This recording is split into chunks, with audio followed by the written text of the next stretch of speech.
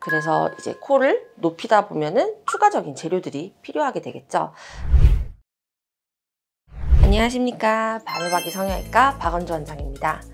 오늘은 코 성형에 필요한 재료들에 대해서 알아보도록 하겠습니다.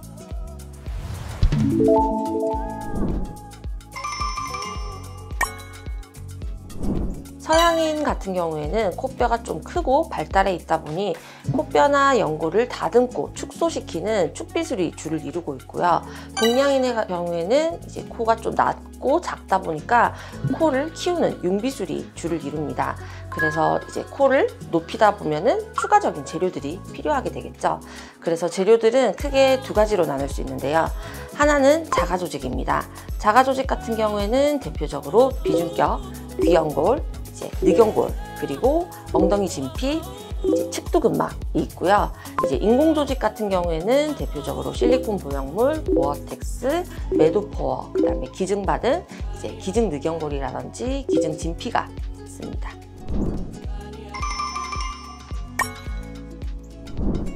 일단 우선적으로 자가조직의 장점은 내 몸의 일부를 채취해서 쓰는 거다 보니까 염증의 확률이 정말 낮습니다.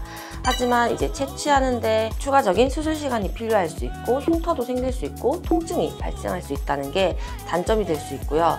이제 인공조직 같은 경우에는 따로 채취를 하지 않기 때문에 앞서 말씀드렸던 흉터라든지 통증이라든지 수술 시간의 연장 이런 건 없지만 아무래도 자가조직보다는 염증의 확률이 높다는 것이 제일 큰 단점이 될 수 있겠습니다.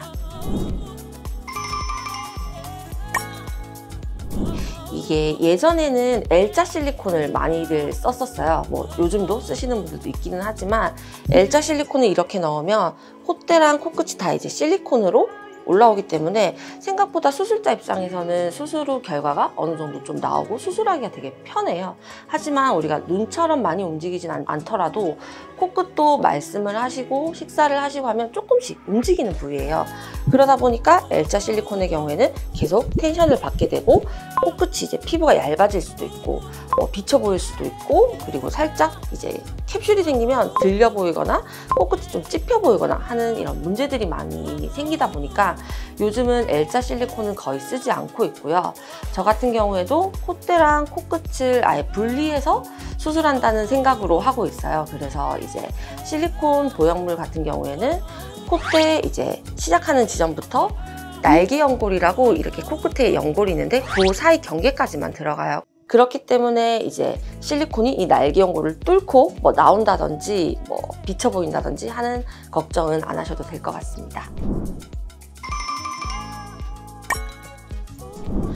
솔직히 저는 첫 번째 수술이시라면 이제 실리콘 보형물이 모양도 예쁘게 잘 나오고 이제 문제가 발생했을 때 제거하기도 쉽기 때문에 첫 번째 수술에서는 보통 실리콘 보형물을 추천을 드리고 있고요. 만약에 그전 수술 시 염증으로 인해서 구축이 생겼다든지 피부 괴사가 있었다든지 피부가 너무 얇아졌다든지 아니면 특이 케이스로 그런 이물질에 대한 면역 반응이 되게 활발한 분이시라든지 이러면 이제 자가 조직을 추천드리고 있는데요. 콧대에 쓸 수 있는 자가 조직은 보통은 이제 엉덩이 진피 그리고 늑연골을 주로 쓰고 있습니다. 늑연골 같은 경우에는 이제 늑연골 채취 시 코끝에 쓸 때보다는 조금 더 길게 채취를 해서 실리콘처럼 좀 이렇게 다듬어서 쓰는 경우도 있고 이렇게 잘게 부숴가지고 근막을 이용해서 말아서 넣는 경우도 있습니다. 이제 실제로 코끝이랑 콧대랑 다 늑연골을 쓰신 환자분들 말씀을 들어보면 조금 처음에는 코가 무겁다 그리고 코가 좀 딱딱하다 하시는 분들이 좀 있으세요. 그래서 그런 게 단점이라면 좀 단점일 수 있고요.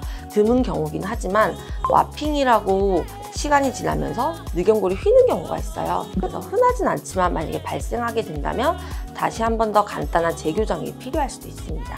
그리고 엉덩이 진피 같은 경우에는 이제 흡수량이 저희가 정확하게 예측을 못해요. 그래서 첫 수술하고 나서 얼만큼 흡수되느냐에 따라서 재수술이 조금 필요하실 수도 있습니다. 코끝을 이루는 이 날개 연골 부분은 주로 이제 자가 조직인 비중격이라든지 귀연골이 첫 번째 초이스가 되겠고요.